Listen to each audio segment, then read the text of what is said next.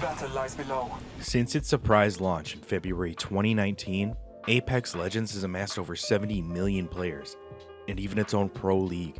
With its attractive fast-paced combat and free-to-play price tag, Apex is a go-to for anybody on most major platforms, making it a top contender with the most popular shooter titles today. With cross-platform at our fingertips as of October 6th, you may find yourself planning to join your buddies in the battlefield for the first time in Apex Legends. If that's you, or if you could just use a refresher, stick around as we dive into the basics, Apex Legends. Exciting! Let's go over what Apex is. Apex Legends is essentially a combination of two different shooter genres. It's a battle royale combined with a hero shooter. Set in the universe of the Titanfall series, knowing the lore of Titanfall will give you some in-depth background knowledge of Apex. However, it is a standalone title that doesn't directly follow the Titanfall story.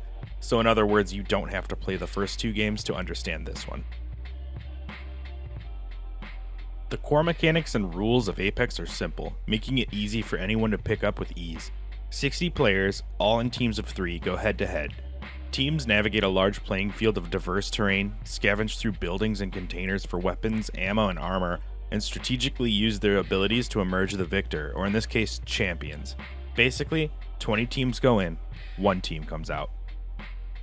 Each legend has 3 different abilities, one called a passive, which is always active at all times, one called a tactical, which can be used over and over with a short cooldown, and one called an ultimate, which is usually the most powerful ability the legend has. Ultimates can be used over and over again, just like a tactical, but their cooldowns are significantly longer. If you're new to Apex, you'll likely only have the first 6 legends to choose from, the rest unlockable through normal gameplay by occurring legend tokens. As of Season 6, there are 4 different classes of legend: offensive, defensive, support, and scout. Each legend has a class icon in the top right corner indicating their intended role. In the Legends menu, hover over the portrait and hit the View Skills button to learn what that legend's abilities are. After reading all of them, you're ready to make your pick based on your playstyle or just whoever looks the most interesting to you. Always have a backup main or a favorite in case one of your teammates chooses yours. In my experience, it's good to be well-rounded with all of the legends. If this is your first time playing Apex, you'll be forced to go through the game's built-in training tutorial, which is essential to learning everything you need to know about gameplay.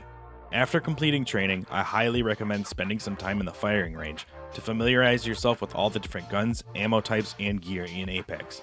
The firing range spawns every usable item in the game and lets you practice your aim and abilities on training dummies. No time spent in the firing range as a beginner is wasted time.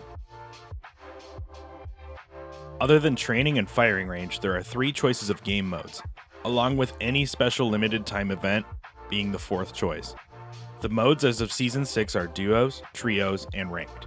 Duos and Trios are self-explanatory, while Ranked might not be. Ranked is Trios with, well, a ranking system. From Bronze to the famed Predator, kills, wins, and teamwork earns you points called RP, which raise your rank. If you're a beginner, it's probably best to stick with regular duos or trios until you're very familiar with Apex. After choosing the game mode and either solo queuing or inviting a couple friends, you are ready to begin. High five? In standard Battle Royale fashion, you'll fly over the map on a large aircraft and have your choice of drop location. Whoever was deemed the jump master at the legend screen will ultimately be controlling your flight to the ground. However, you can choose to break off mid-air to fly on your own. Do not land far from your team. I promise you will not survive on your own against a full squad of 3. Apex is a team game and designed to punish lone wolves. Once your team is grounded, it is time to fight. Now that your boots are on the ground, it's time to start looting. Pick up any weapons and armor you see until you actually find your favorite gear. You'll soon know if any squads are near by the sounds of your dying teammates, so keep your eyes and ears alert. Pay attention to your surroundings, communicate with your squad, and utilize the environment as much as possible to win fights. Now, Apex Legends is a battle royale, and battle royales wouldn't be complete without periodically closing Circle of Death chasing you the entire game. So keep an eye on the timer on the top right of the screen, signifying how much time you have until the ring closes and how far away it is from your position. The minimap will also show the separation between the playable zone and the outside circle. Apex Legends has a uniquely crafted ping system which allows you and your team to communicate with each other quickly using visual markers. You can mark or ping anything from weapons, ammo you're in need of, points of interest, or even enemies you see. Pinging is essential to gameplay. It alerts your team to threats or strategies or even any kind of help you need. Always remember to utilize your ping as much as possible. I need a weapon. I need light ammo. At some point, at many points, okay, all the time, you will be dying. And that's okay. So will your teammates. Dying is just a part of the game. It should be looked back on as a lesson learned to get better in the future. Dying in Apex has 3 counterparts. After taking damage that completely depletes your armor and HP, you'll be in a downed state. Commonly referred to as knocked, or downed. While downed, your legend can still crawl around and ping things for your team. You can also protect yourself from further damage using a knockdown shield, if you picked one up before you got knocked down. While downed, you can also be revived by one of your teammates, but only before the down timer runs out, after which you will be dead. But once dead, there's still a chance for you to come back. After dying, your legend drops a death box full of your gear that you were using, free for your team or enemies to take from. If one of your teammates gets to your death box before the timer runs out, they can grab your banner, which can be activated at any respawn beacon around the map, in which case you will be fully respawned back into the game to fight again, although your gear has been lost unless you find your way back to your death box.